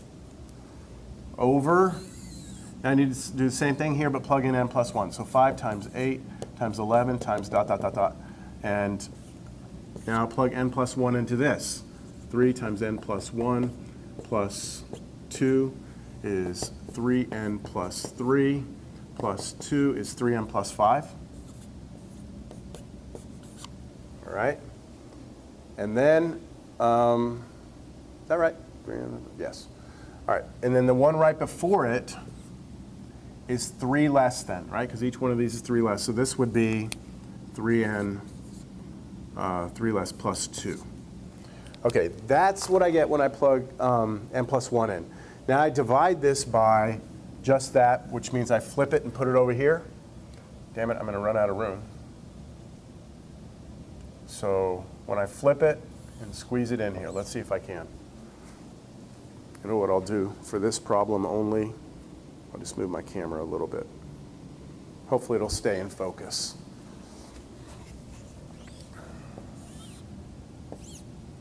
All right, so just this thing, but flipped. So I got 5 times 8 times 11 times dot, dot, dot, dot, dot, 3n plus 2. And then the other one is 2 times 6 times 10 times dot, dot, dot, dot, dot, 4n minus 2. And hopefully you see how important it was for me to pick up these red ones, because this shows me the cancellation. Like 2, 2, 6, 6, 10, 10. And then everything in between all the way to this, gone. And then on this one, 5, 5, 8, 8, 11, 11. And then this and 3n plus 2, 3n plus 2. The only thing left at the end of the day here is this right there. So what I get is that this limit, let me get my camera back to where it needs to be.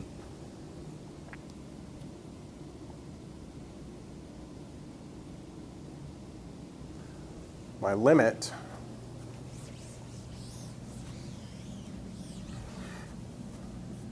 as n goes to infinity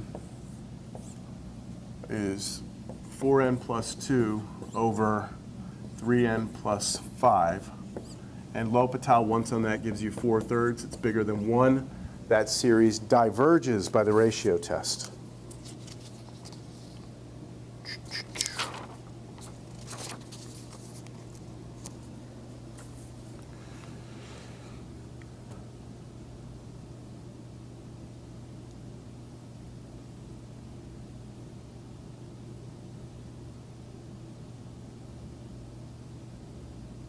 Should we try 39?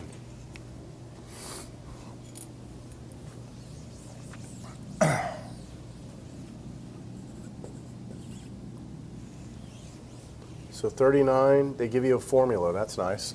Sum equals, n equals 1 to infinity. And so we've got a pattern on top. The pattern is 2 times 4 times 6 times dot, dot, dot, till I get out to 2n. And then over the bottom, which is just n factorial.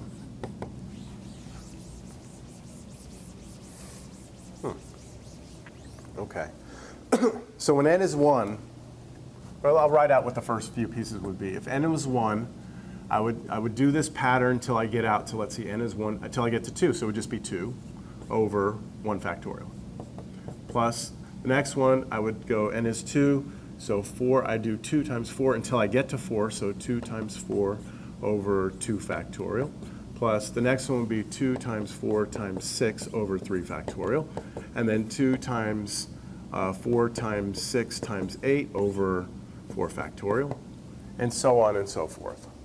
So I'm trying to figure out what's going to happen with this. I think a ratio test might be in order here. Ratio, limit, n goes to infinity. Let's do it. All right, so I'm going to do this, but n plus 1 plugged in. So I'm going to stop at 2, give myself a little bit of space here. I'm going to stop this at 2n plus 2. So when I plug in n plus 1 right there, distribute the 2, I get this. The one right before it is 2n over the bottom, but with n plus 1 plugged in. So I'll go ahead and peel off the n plus 1 and do that. Then divide this by this, but flip it. So n factorial here. And then I have 2 times 4 times 6 times dot dot all the way to 2n. And you can see all this cancels with this. The n factorials cancel. And so what you're left with is the limit as n goes to infinity. The only thing left on top is 2n plus 2. The only thing left on the bottom is n plus 1. L'Hopital on that once, 2 greater than 1, divergent series. These are actually kind of fun. I didn't say that again, did I? All right, 40. I'm going to do 40. This will be my last one.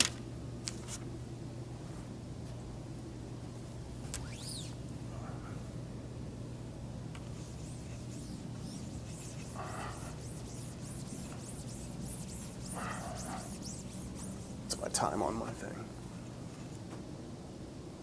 42 minutes. Okay, I'm doing good. 40. They give you a formula? Yes. Sum n equals 1 to infinity, and then -1 to the n, alternating series. The top is 2 to the n, n factorial over, now the bottom is a pattern, 5 times 8 times 11 times dot dot dot until I get out to 3n plus 2. Ratio test. Limit n goes to infinity of, okay. I'm not going to worry about this because that's in the ratio test, that absolute value is going to kill it. So I'm going to do n plus 1 here and here. So 2n times 2, that's there.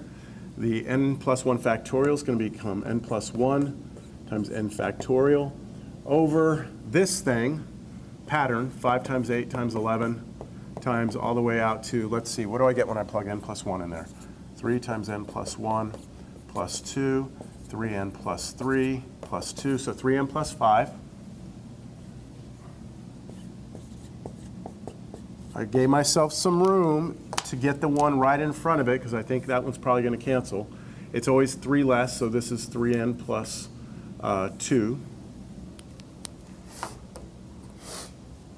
And now divide this by this. Again, not caring about the negative. And that means flip it. So I'm going to have over here the 5 times 8 times 11 times all the way out to 3n plus 2. And then on the bottom, 2 to the n, and then n factorial. Lots of cancellation here. N factorial, 2 to the n, 2 to the n. 5, 5, 8, 8, 11, 11, all the way to 3n plus 2. So what I have left is the limit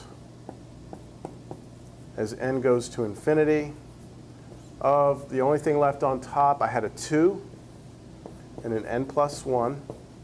On the bottom, everything's gone except 3n plus 5. And if I take that limit and do L'Hopital, I get 2/3, which is less than 1. This converges absolutely by the ratio test.